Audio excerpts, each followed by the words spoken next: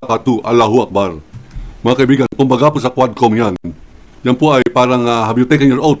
Yan po ang aking oath. Ang ibig po sabihin ng panunumpa na lahat ng mga namumutawi po sa ating labi, sa ating bibig, ay pawang katotohanan lamang. At ito po ang ating pong pananaw, balik tanaw dyan po sa naganap na Quad hearing noong isang araw dyan po sa Kongreso ng Pilipinas. Mga kaibigan, kahit na ano pong gawin ko na pagtitimpi, ay hindi ko po mapigilan na hindi balikan yung pong senaryo na New Neutrogena. Okay, shoutout kay Banawa TV Vlog. Magandang ano po sa iyo, magandang hapon. Okay, wait lang, may ads lang po tayo. Kay Ma'am Minua Maria, shoutout po sa iyo, magandang hapon po. nakitang-kita hanggang ngayon sa mga social media na inaampas. Ay, huwag kalimutan mag-like, share at subscribe sa ating video ngayon sa ating live ngayon. Sa mga nag-like, maraming salamat. Ng isang lalaki ang isang babaeng nakatagilid o nakatalikod o hindi nakatingin. At ito po yung nangyari sa loob. Oy, Kapis World, salamat po sa iyong sa iyong pakulay sa ating munting YouTube channel. Salamat po. Oo nga naman.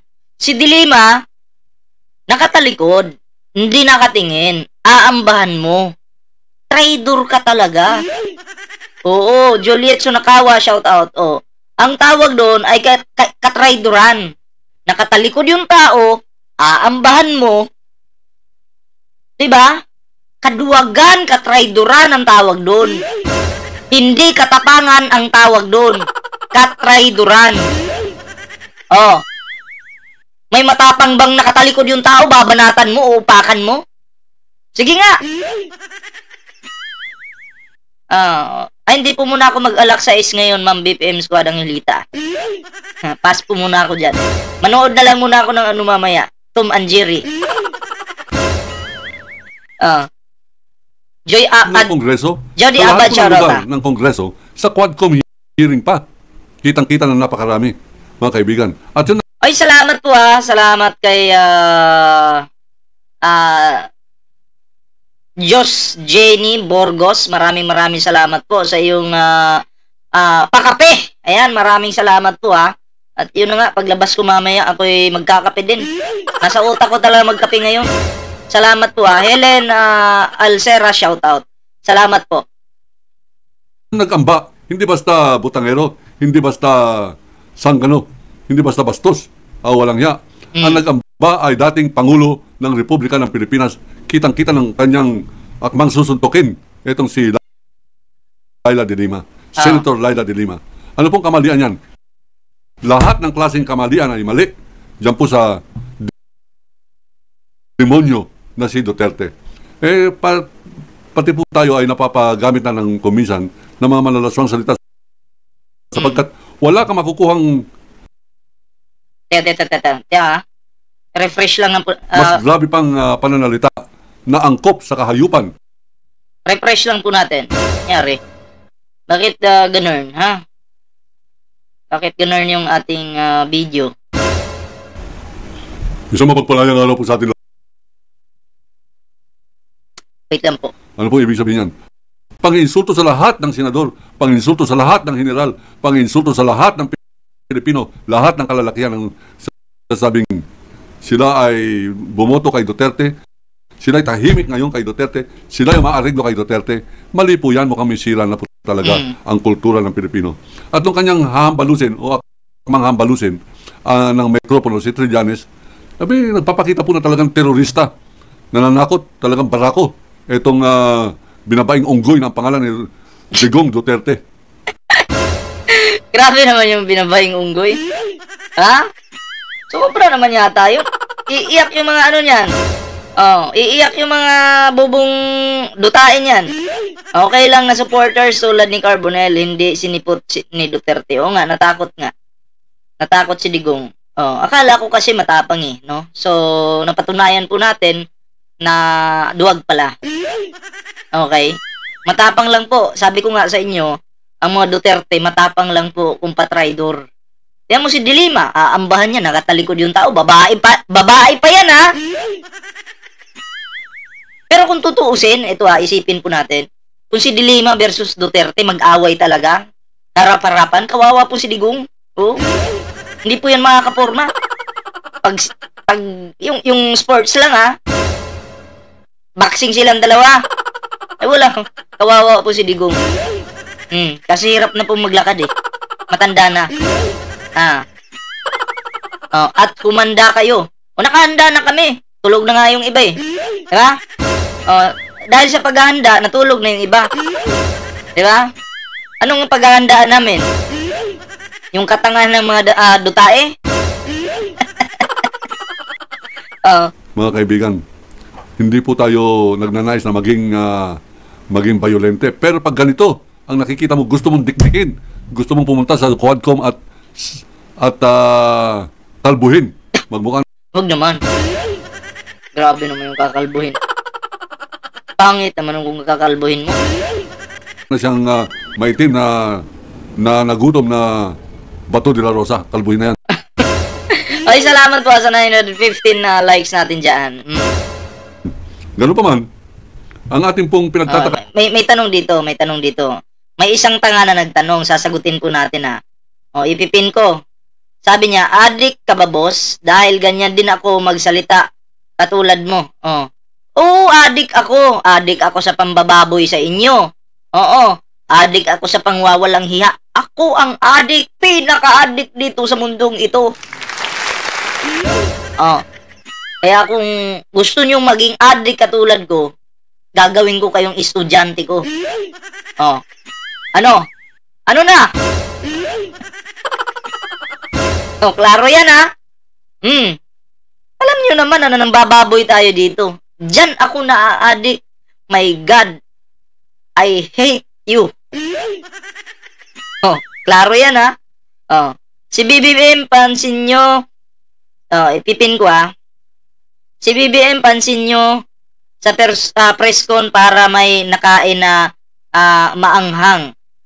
Singhap ng singhap at parang sabog na sabog lang. Ako nga eh. Kumakain nga din ako eh. Diba? Alam mo, sa kakaano mo yan, sa kakagamit mo ng pinagbabawal na gamot. Diba? Kasi kung ano-ano na yung nakikita mo sa Pangulo, ganun ka katanga, ganun ka kabobo. Diba? Para klaro lang ha. Yung Pangulo, nakikita nyo kung ano yung ginagalaw ng bunganga ng Pangulo, nakikita nyo. Diba? Pero si Digong noon, kahit pangit yung animal na yan. Kung ako pangit, ay putang ina, hindi ko ikikis yung babae na yan. Alam mo kung normal yung takbo ng utak mo at hindi ka gumagamit, hindi mo halikan yung babae in public. Kabastusan, kamanyakan yung tawag dyan. Diba? Mukhang si Digong pa yung sabog na sabog, bangag na bangag eh. Makipaglaplapan ka ba naman in public? Tapos presidente ka ng Pilipinas? Diba? Nakakahiya. Mga bobo to Rito, ay hindi ko po talaga pinagtataka. Ay kung bakit naiba ang imahin ng Quadcom. Overnight, it has been unmasked as nothing more than paper tiger. Wala pa ng pagkatigre. Pag andyan na ang tunay na panganib, nagbumukha po silang, Mr. President, I voted for you. Mr. President, I am a pastor. I delivered at least thousands of votes. We have 6,000 churches all over the Philippines. Courtesy of Congressman Benny Abante. Ito pong meron pong Muslim na congressman. May napakatapang po nito, no? Kanyang in-interpolate si media man publisher ng Pinoy Expose, Paul Gutierrez. Ang tapang niya. Pero nung pinag-usapan na itong mga krimen ni Duterte, tahimik, tamimik, Muslim ito. Ito kaharap niya in person, in his own courtyard, in his own turf, sa kanyang sariling teritoryo, yung Quadcom, kaharap niya yung nag-order ng pagbubomba ng mga Muslim.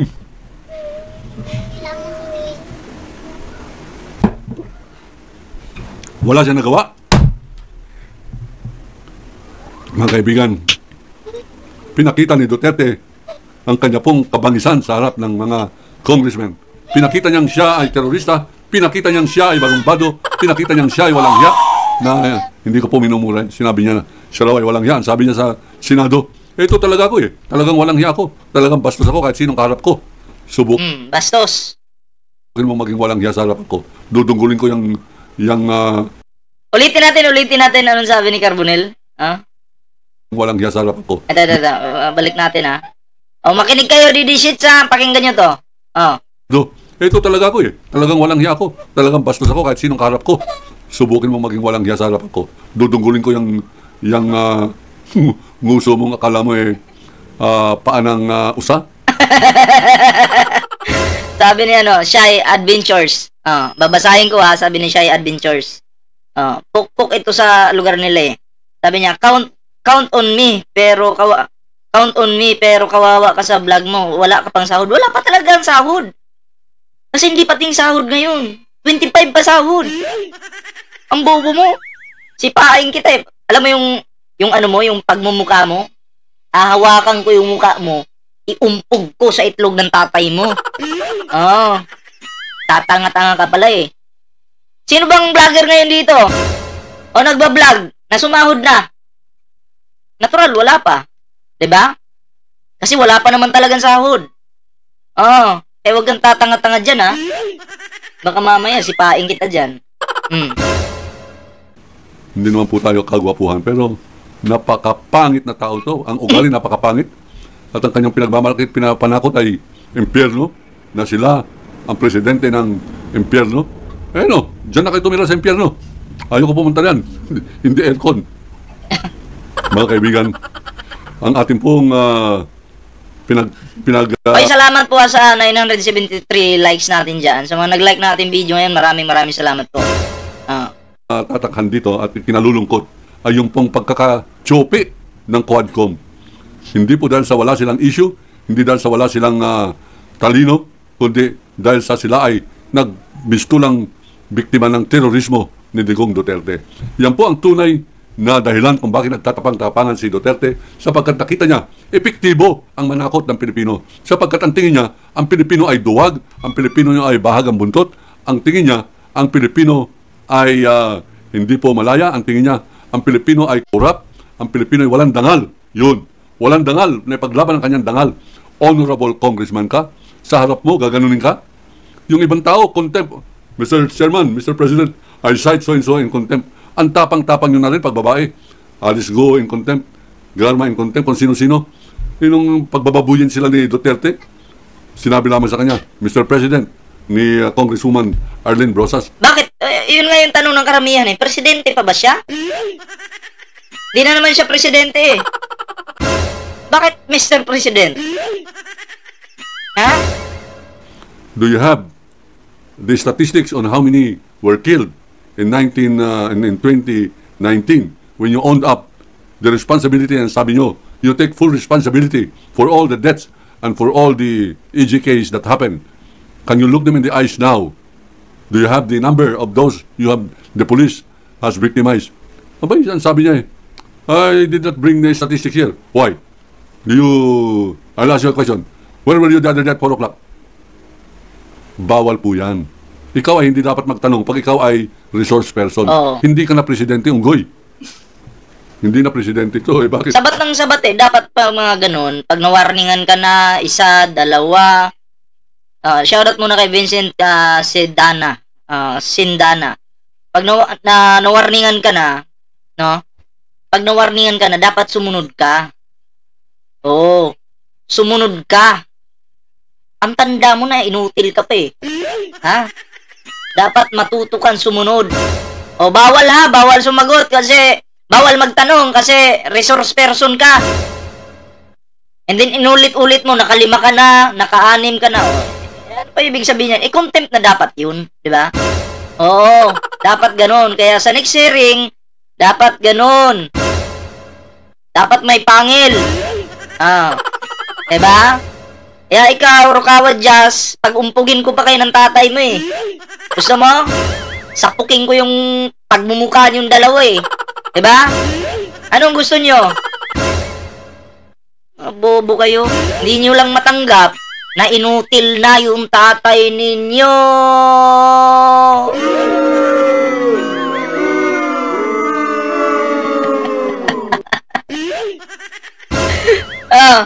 Tuloy natin.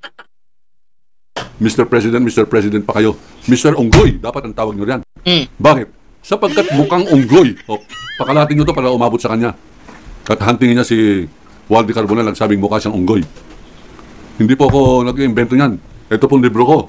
Buong tapang, nakalagay, A Country Run Like Hell. Sabi ni Rukawa Just, boss, kupal ka ba? Oo. Kupal talaga ako. Kinukupal ko nga ang tatay digong mo eh. Di mo napansin? Araw-araw kong kinukupal. Ako ang pinakakupal sa mundong ito. Wala nang iba pa. Ha? Gets mo? Klaro? Ay, nako po. At least klaro ha, si Ballpoint Man yung pinakakupal. Dahil ang si Digong araw-araw kinukupal ni Ballpoint Man. Diba? Tuloy. Hindi po krus yan. Ito po yung unggoy. Ayan, ang pangang mukha ni Duterte. Ito, mga kaibigan. Pasensya nyo na at mukhang natapak-tapakan yata ito ng napakaraming bakang nagwawala. Ito po yan. E ngayon, pagka na-high blood po kayo, na makita yan. Wait lang. Sino kaya yung mukhang terorista? Wait lang ha. Sino kaya yung mukhang terorista? Ano ko lang ha. I-zoom ko lang. Sino kaya yung mukhang terorista? Tingnan mo yung mukha ko. Mukha ni Diggs. Sino kaya yung mukhang terorista dyan? Tao ba yan? Ha? Mukha yan pogi naman talaga. Klaro-klaro naman. Sino kaya sa amin yung mukhang terorista? Mag-comment ka lang dyan. Sige lang, babasahin ko yung comment mo. Lahat ng mga comment mo, babalik yan sa tatay mo. Sino kaya? Yung pugi naman talaga. Kung akong babae. Halikan ako. Makipaghalikan na lang ako sa kalabaw. Huwag lang sa mga ganitong klaseng dami talagang pangit ngayon na babaero, ano? Pangit na nga yung iba dyan, nang bababae pa. Huwag kang masaktan, Amelia Faye. Sige, dahil nasaktan ka, bibigyan kita partida. I-zoom pa natin. Sino yung mukhang terorista? Sino? Tapos, makikipaghalikan pa?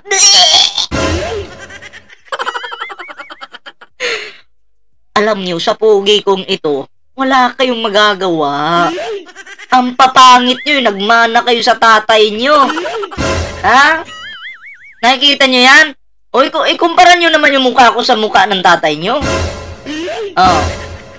Ako, pogi ko, grabe, Yung tatay nyo, dami talagang pangit ngayon na babaero talaga. Ang pangit na nga, babaero pa.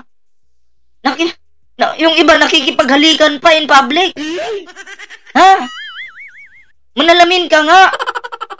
Ganyan na yung isang mata, may kilala ko, ganyan na yung isang mata, diba? Huwag kayong masasaktan. Kayo naman nagsisimula pa lang ako. Hindi pala, tagal na pala ako, inaraw-araw ko pala, kaya nadurog yung puso ng mga animal na to, no? Nasaktan talaga Nasaktan talaga no? Naku po. So, yun ha. Para hindi ka umiyak, ang gawin mo, bili ka tissue. Lamunin mo, huwag mong ipunas. Lamunin mo yung tissue kasi tanga ka. Well, Natsuy, shoutout po. Ang dami nag-iiyakan ngayon, ano? Hindi naman ako mapanakit na tao. Totoo lang naman yung sinasabi ko. Ayoko namang masaktan yung inyong mga damdamin. Ang gagaling yung mang-bash dun sa mga kasama kong vlogger, ha? Hindi lang kayo pinapansin. O dito sa akin, papansinin ko kayo. Welcome na welcome kayo dito.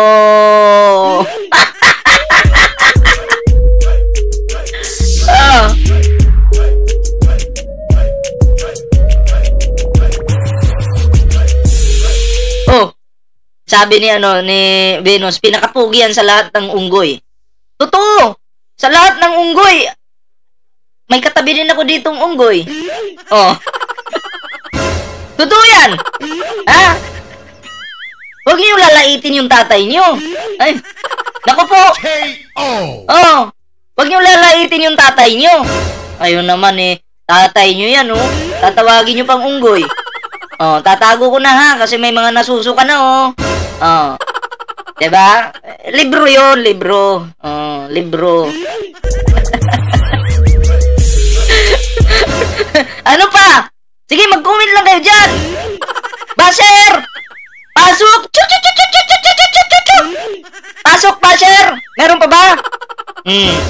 Mga iyakin pala kayo, mga animal kayo eh. Diba? Tanga-tanga kayo mag-comment dyan. Pag nag-comment kayo, dapat hindi nasasaktan yung putang inang puso ninyo. Diba? Pag binigyan natin ng komento yung katangahan nyo, nag-iiyakan kayo dyan. Alejandro Galang, shoutout, magandang hapon. Yan. So, yun lang po yung ating reaction ngayon. Salamat sa mga nag-like sa ating live ngayon. Maraming salamat po. And syempre, sa mga nagpakulay kanina, maraming salamat din po. So, ayun mga pre, at good luck sa mga basher dyan na gusto pa sanang bumanat. Pero may live pa naman tayo bukas. Habol kayo sa live ko bukas, ha? At abangan nyo po mamaya, may upload po tayo. Okay? So, salamat guys sa mga nag-like. At meron po tayong Facebook page dito. Pwede tayo mag-video call, basher. Tawag lang. Akong bahala sa'yo. Walang problema. Babuyan. Walwalan. Oh, walang problema. Tawag ka lang dyan sa aking Facebook page na Ballpoint Man 2.0. At ilabas mo yung katangahan mo pag mag-usap na tayo. Diba? Para masaya. Ayoko ng boring na usapan. Gusto ko, wawalang hiyain kita, mangwawalang hiya ka din. O, palitan tayo. Diba? Para masaya ang buhay mong putang ina mo ka. Oh, yun lang guys. Salamat po sa mga nag-like sa ating Facebook page. Sa bago nating subscriber, maraming salamat po. Sa mga hindi pa bago kayo mag-subscribe, siguraduhin yung naka-ring ang notification bell, no? Para updated po kayo sa mga natin, sa bawat uploads natin, ha? Kasi pag na-ring nyo po 'yan, magno-notify po 'yan sa inyong sa inyong mga cellphone, okay? So para klaro lang. So ayan guys, at ako'y magpapaalam na muna pansamantala. Ayan, salamat po ha. Ingat guys, bye-bye and good luck dutae. Ang dudugyot nyo, maligo muna kayo ang papangit nyo. So, yun lang guys, ingat and bye-bye.